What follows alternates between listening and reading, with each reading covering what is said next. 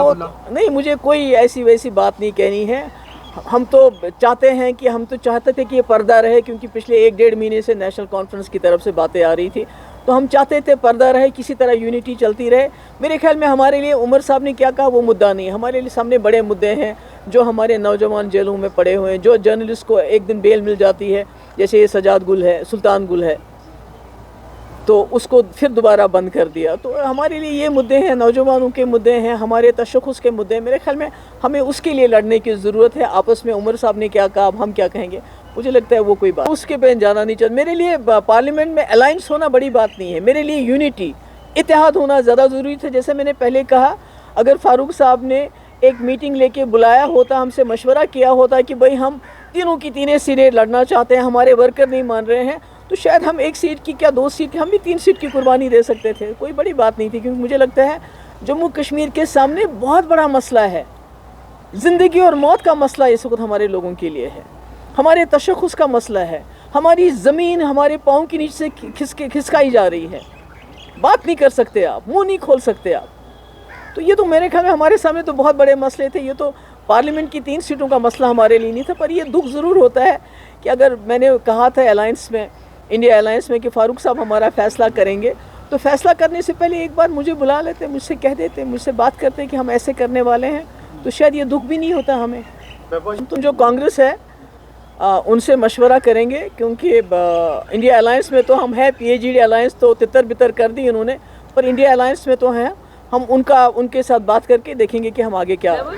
अभी तो मैंने कहा ना, मिल बैठ के आपस में मशवरा करेंगे कि how to go about it, क्या करेंगे क्या नहीं करेंगे। वो अभी हम कोई इस वक्त मैं इन सारे सवालों का आपका जवाब नहीं दे सकती। मैं नहीं जाऊँगी। 2014 में तो फ़ारूक साहब हार गए, तो इसका मतलब है फिर वो इलेक्शन ही नहीं लड़ेंगे। उमर साहब गांधरबल से हार गए, 2014 में सुनवार से हार गए, तो इसका मतलब हार जीत तो चलती रहती है। अगर कोई हारे तो इसका मतलब है वो दोबारा वहाँ से इलेक्शन ही नहीं लड़े। ये तो मुझे लगता है ये तो ज़्यादती है। देखिए, हमने एक डेमोक्रेटिक अलायंस बनाई थी जम्मू कश्मीर में PAGD की शक्ल में। यहाँ तो बहुत रेजिस्टेंस बनी है, बहुत सारे रेजिस्टेंस करते थे, मगर वो with in constitution, with in democratic process नहीं बनते थे। ये एक यूनिक अलायंस था। तो इसको जिस तरह से लफ्ज़ों की मार से इसको तितर बितर कर दिया, वो बहुत ही मेरे ख्याल में वो that was very disappointing. But जहाँ तक इंडिया अलायंस की बात है, मैं समझती हूँ कि आज पूरे मुल्क के सामने एक बहुत बड़ा चैलेंज है। कौन लड़ेगा? आप। मैं क्यों लड़ूंगा? मैं मुझे LG से कोई लेना देना। मैंने ये आप बार बार पूछते, मैंने आपसे कितनी बार कहा है, मुझे इस सिलसिले इन हालात में असेंबली इलेक्शन लड़ने का कोई शौक नहीं है। कौन से बचे हुए हैं? जो जम्मू और लद्दाख की सीटें अभी जो बची हैं, 3 का तो क्लियर हो गया, अभी जो 3 बची हुई है, क्या कांग्रेस के साथ अलायंस अभी होगा? कांग्रेस के साथ बातचीत हमने की हुई है। हमने लद्दाख मतलब उधमपुर और जम्मू की सीट पे उनसे कहा है कि वो अपना उम्मीदवार जो है वहाँ पे खड़ा करें। हमने लद्दाख जो लेह करगिल वाली सीट है उस पर भी उनसे कहा हुआ है कि हम वो सीट जो है उस पर हम नेशनल कॉन्फ्रेंस का उम्मीदवार जो है खड़ा नहीं करेंगे। और हमारी कोशिश सबकी यही रहनी चाहिए कि कोई ऐसा कंसेंसस कैंडिडेट वहाँ पे हम सब मिल के निकालें जो कि बीजेपी से वो सीट जो है वापस लेने में कामयाब हो सके। यहाँ तक कि मैं आपसे शेयर करूँ कि अनंतनाग की सीट पे भी हम कोई ज़ोर ज़बरदस्ती नहीं कर रहे थे। मैंने यहाँ तक कि जब कांग्रेस से हमारी बातचीत हुई, मैंने ये भी कहा उनसे कि क्योंकि वो दूसरे नंबर पे आए थे, सीट हमारी थी, लेकिन अगर कांग्रेस बहुत ज़्यादा इंटरेस्टेड थी अनंतनाग की सीट के लिए, अगर उस पर मिसेस सोनिया गांधी या राहुल गांधी या प्रियंका गांधी उस सीट पर लड़ने के लिए तैयार होते, हम वो सीट उनके लिए छोड़ देते, हमें कोई एतराज़ नहीं होता। लेकिन क्योंकि हमारी जीती हुई सीट है, हम और किसी के लिए वो जीती हुई सीट छोड़ने के लिए तैयार नहीं थे। जो कि मुझे लगता है आपसे कहा ना, जो तीसरे नंबर पे आए उनको सीट मांगने का कहाँ से हक बनता है? और वो तीसरे नंबर पे तब आए जबकि पूरी जमात उनके साथ थी। आज जिन्होंने उनको तीसरे नंबर पे लाया, उनमें से कितने लोग आज PDP में हैं? इंडिया अलायंस में जाने का हमारा एक ही मकसद था जो उसमें गए, कि हमारा मुकाबला BJP और NDA के साथ है।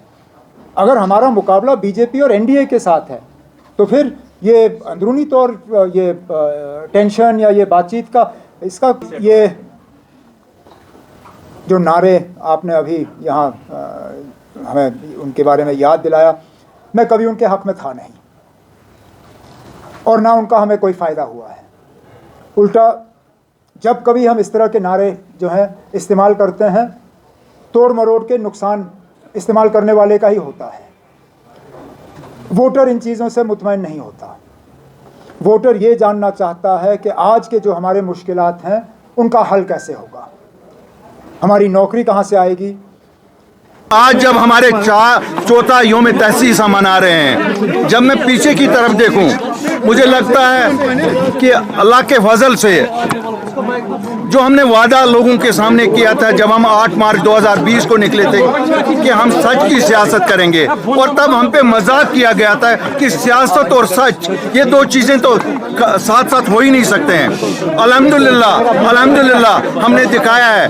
जो भी बात आई, चाहे वो कभी यहाँ के लीडरों ने कहा 25 लाख लोग वोट ऐड किए जा रहे हैं, झूठी, सब झूठ था, हम सब कहते रहे।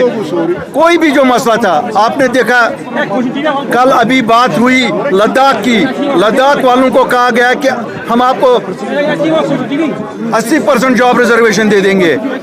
अल्हम्दुलिल्लाह अल्ताफ बुखारी और अपनी पार्टी ने 100% जॉब रिजर्वेशन यहाँ के लोकल्स के लिए लाई। हमने 95% लैंड यहाँ ही खरीदो फरोख्त लोकल्स में होगा। ये मुझे जो आप लोगों ने आज सुना है, हमने तो 4 साल पहले जब एक गठन किया गया था PAGD का, उस वक्त बोला था कि साहब ये एक धोखा है, ये धोखा है अपने चेहरे इसके पीछे छुपाने का। आज जब इनको लगता है कि लोग शायद भूल गए हैं, क्यों इनको लगता है कि लोगों को याद नहीं है इन्होंने 72 साल लोगों के साथ क्या किया है, आज वो धोखा भी नंगा हो गया और आप देखेंगे एक दूसरे के कपड़े फाड़ेंगे और आगे एक दूसरे को कैसे एक्सपोज करते हैं। जवाब यही खाली है, इन्होंने एक बार फिर जम्मू कश्मीर के लोगों की उम्मीदों पे पानी फेरा है। ये इनका रिकॉर्ड हमेशा रहा था। हिस्ट्री यही है कि ये धोखा देते रहे हैं। PAGD कुछ नहीं था, लेकिन शायद वो it was a point of resistance, and unfortunately ये गद्दार लोग आज इन्होंने फिर लोगों के साथ गद्दारी की। इन्होंने एक बात और की कि यहाँ पर बीजेपी ने उतना डैमेज नहीं किया जितना PAGD किया। देखो ये आंसू बहाने से किसी के गुनाह माफ नहीं होंगे। ये जिम्मेवार हैं जम्मू कश्मीर की इस हालत के, और इनको इसकी सजा लोगों को देनी चाहिए।